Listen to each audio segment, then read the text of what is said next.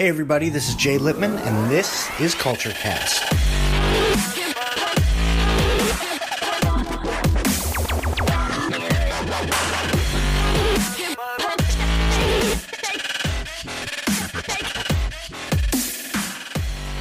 Hey everybody, welcome to Culture Cast. My name is Jay Lippman. Glad you could join me.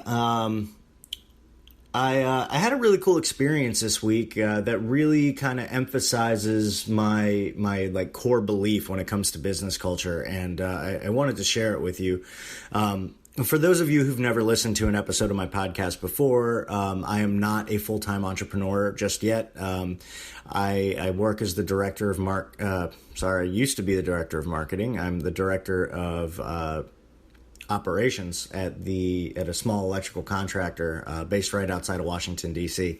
And been working there for about 3 years, but I did just turn in my resignation letter. So June 29th will be my last day of employment. And after that, I will be my own boss full time. So that's exciting. But anyway, my story, we have a big project coming up. It's starting on Monday. It's kind of an all-hands-on-deck thing, and as a result of that, we're having to pull out for the most part, from doing service calls. We got one guy who's still going to run around and do some, but for the most part, it's all hands on deck for this project. As a result of that, this past week has been completely focused on getting as many customers taken care of as we can and finishing up some ongoing projects that we have, or at least getting them to a point where it'd be okay to pull away for a few weeks.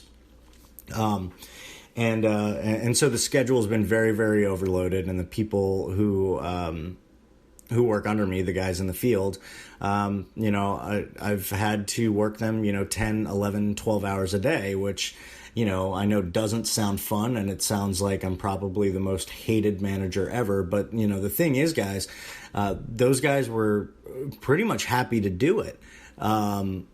And I'll tell you why. When I came back to this company three years ago, and I got switched over from the director of marketing and business development to the director of operations, and I kind of took over the service manager responsibilities, and really had some some real time to spend on this. I made the decision that my primary focus was going to be my relationship with the guys in the field. I was going to focus 100% on making sure that they were taken care of, that they were okay, that they had everything that they needed in order to do their job successfully. And as a result of that, I've built up a great relationship with the guys in the field, and they trust me. They trust that I'm doing what I can to take care of them. And because of that, they were more than willing to go above and beyond the call of duty to make sure that our customers were taken care of. And as a result of that, our customers this week have been like ridiculously happy. I've gotten more emails and phone calls this week about how grateful the customers were than I think I've ever gotten before. And that kind of goes back to my whole philosophy of people have to come first. The times in my life that I've felt the most fulfilled are when I have been helping other people. And so when I go into my job and I focus on helping other people, not just the customers, but the employees too, because I deal with both on a regular basis, excuse me, when I focus on just helping people, everything else just kind of falls into place. So I think a problem, especially that a lot of small businesses run into, is, they may start out really thinking about the people and really putting them first, but the inevitable time that business becomes slow and they're not making as much money and things get really tight, it's really easy to get tunnel vision and switch your focus from the people to the bottom line. And once you've made that switch, it can be difficult to get back to focusing on the people. And the businesses that fail to do that, I've seen a lot of them shut down. I've unfortunately seen a lot of small businesses shut down because they became obsessed with the money and they forgot about the people. They started treating their customers like invoices. and their employees like tools. And when you treat your customers like invoices and your employees like tools, you end up with angry employees and angry customers, which means your turnover rate skyrockets, your return business plummets, and a business can't sustain itself like that. So one thing that I, focus on is people come first. That is the cornerstone of everything that I'm trying to do in my business. In the jobs that I've had where I've been able to do that, I've been very successful and it's worked out, and I've built great relationships with people over the years as a result of that attitude. So for any business owners or managers, and that's the other thing I want to talk about on the management side, people have to come first.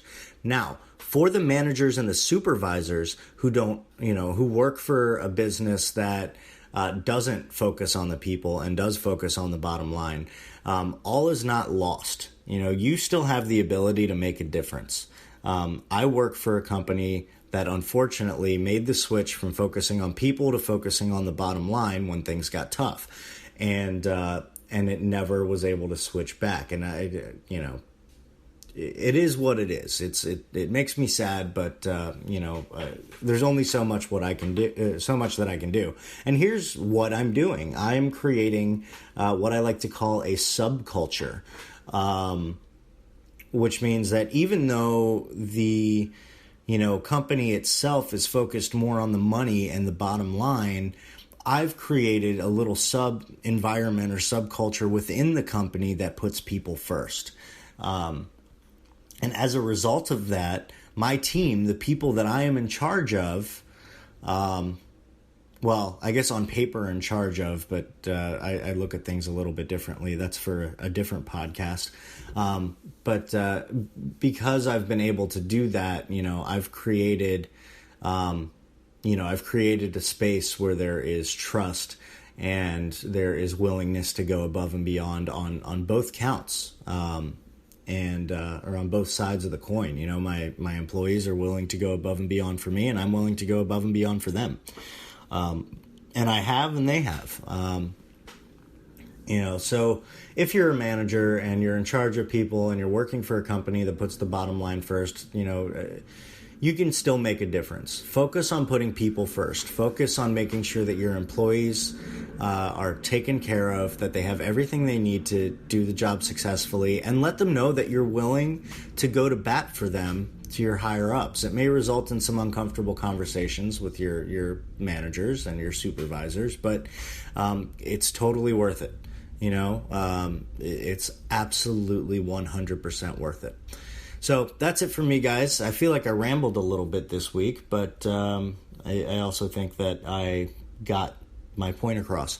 I'm still looking for people to interview, and I'm still looking for questions to answer. So Instagram and Facebook and Twitter, just use #CultureCast. And if you want to shoot me an email directly and give me your question directly, you can either head to jlittman.com and fill out the contact form, or you can email me at j@jlittman.com. Guys, thank you so much for listening, and I will talk to you next week. See ya.